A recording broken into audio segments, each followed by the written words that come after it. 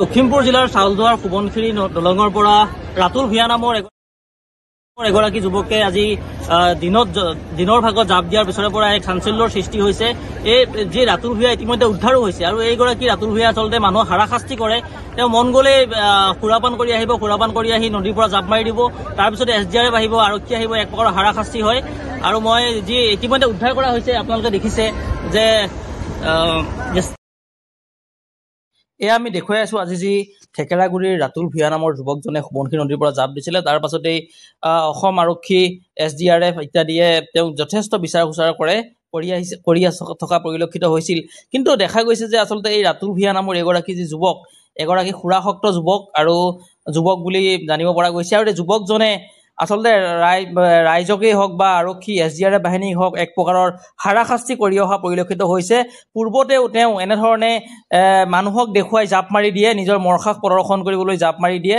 জাপ মৰাৰ পাছত SDRF বাহিনী, অসম আৰক্ষী আচলতে 2-3 দিনলৈকে সোৱণশিৰি নদীত তেওঁৰ মৃত্যু হৈছে বুলি মৃতদেহ উদ্ধাৰৰ বাবে তেওঁক আচলতে বিচাৰ খোচাৰ কৰা পৰিলক্ষিত হয়। কিন্তু তেওঁ নিজে সাঁতুৰি গৈ উঠি লুকাই থাকেগৈ। এনেকুৱা ধৰণৰ এটা মানে ঘটনা সংঘটিত হৈছে। এইগৰাকী ৰাতুল ভূঞাই এক প্ৰকাৰৰ কিছু আজব কাণ্ড কৰি সোৱণশিৰি নদীৰ পৰা জঁপিয়াই সমগ্ৰ ব্যৱস্থাটোকে আচলতে হাৰাশাস্তি কৰা পৰিলক্ষিত হৈ আছে। এইগৰাকী ৰাতুল ভূঞাক আচলতে অসম আৰক্ষীয়ে তেওঁৰ ওপৰত এটা গোচৰ ৰুজু কৰি তেওঁৰ ওপৰত এটা কঠোৰ ব্যৱস্থা গ্ৰহণ কৰাৰ প্ৰয়োজন আহি পৰিছে। কাৰণ বাঘে খালে এনেকুৱা ধৰণৰ যি এটা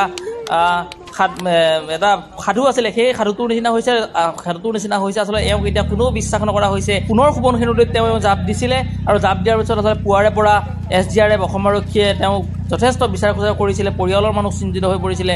কিন্তু তেওঁ সোৱণশিৰি নদীৰ পৰা উঠি গৈ সোৱণশিৰি নদীত জাপ দিলে মানুহক দেখুৱাই, মানুহে ভাবিলে এই ইতিমধ্যে পানীত ডুবি তেখেতৰ মৃত্যু হ'ল। কিন্তু তেখেতে নিজে সাঁতুৰি গৈ ক'ত খেল চাই আছেগৈ। কিন্তু গোটেই আৰক্ষীয়ে হওক, যি সাধাৰণ ৰাইজেই হওক, পৰিয়ালবৰ্গই হওক, SDRF বাহিনীয়ে হওক এক প্ৰকাৰৰ হাৰাশাস্তি কৰি তেওঁক সোৱণশিৰি নদীত বিচাৰি ফুৰিছে আৰু তেওঁ আচলতে ক'ৰবাত গৈ খেল চাই আছেগৈ।